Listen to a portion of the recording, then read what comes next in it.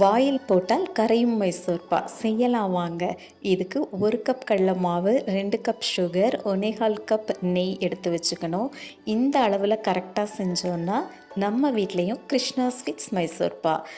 இப்போ பேனை ஹீட் பண்ணிவிட்டு அதில் நெய் விட்டுட்டு சூடு பண்ணுறோம். லேசாக நுர வரும்போதே நமக்கு கரெக்டான பாதம். அடுப்பை இப்போ மீடியத்தில் வச்சுட்டு கொஞ்சம் கொஞ்சமாக மாவு போட்டு நல்லா மிக்ஸ் பண்ணணும். கட்டி விழாமல் மிக்ஸ் பண்ணிட்டோம். அது கலர் மாறின உடனே இப்போ நம்ம கீழே இறக்கி வச்சிடலாம். அடுத்து ஒரு பவுல் வச்சு அதில் சுகர் போட்டு முங்குற அளவு தண்ணி விட்டு நம்ம பாகு பதம் வைக்கணும். நல்லா கிளறி விடணும். பாகு பதம் இதுக்கு எப்படி பார்க்கணும் அப்படின்னு பார்த்தீங்கன்னா, ஒரு ட்ராப் எடுத்து தட்டில் விட்டுட்டு அதை எடுத்து நம்ம 2 ஃபிங்கரில் வச்சு பார்த்தோன்னா 2 ஸ்ட்ரிங் வரணும். அதுதான் இதுக்கு சரியான பதம். இப்போ பாருங்கள், இந்த தட்டில் வச்சுட்டு அதை எடுத்து இப்போ கையில் எடுத்து பார்த்தோன்னா 2 ஸ்ட்ரிங் வரும். இதுதான் இப்போ பதம் சரியாயிடுச்சு. நாம் கீழே இறக்கி வச்சிடலாம். இப்போ அந்த மாவும் நெய்யும் மிக்ஸ் பண்ண கலவையை விட்டு கொஞ்சம் கொஞ்சமாக விட்டு இதையும் நல்லா நம்ம மிக்ஸ் பண்ணுறோம்.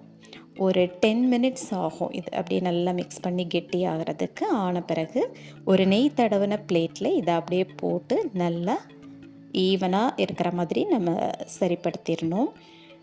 10 மினிட்ஸ் கழித்து நம்ம நெய் தடவின ஒரு கத்தி வச்சு அதை கட் பண்ணுறோம். இதை இப்போது கடையில் வாங்குகிற மாதிரியே ரெக்டாங்கிள் ஷேப்பில் நாம் கட் பண்ணிக்கலாம்.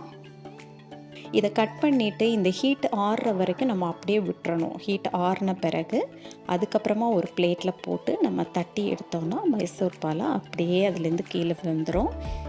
இப்போ பாருங்கள் எப்படி சூப்பராக இருக்குது பாருங்கள். பார்த்தாலே உங்களுக்கு தெரியும் எவ்வளவு சாஃப்டாக இருக்குது இது அப்படின்ட்டு.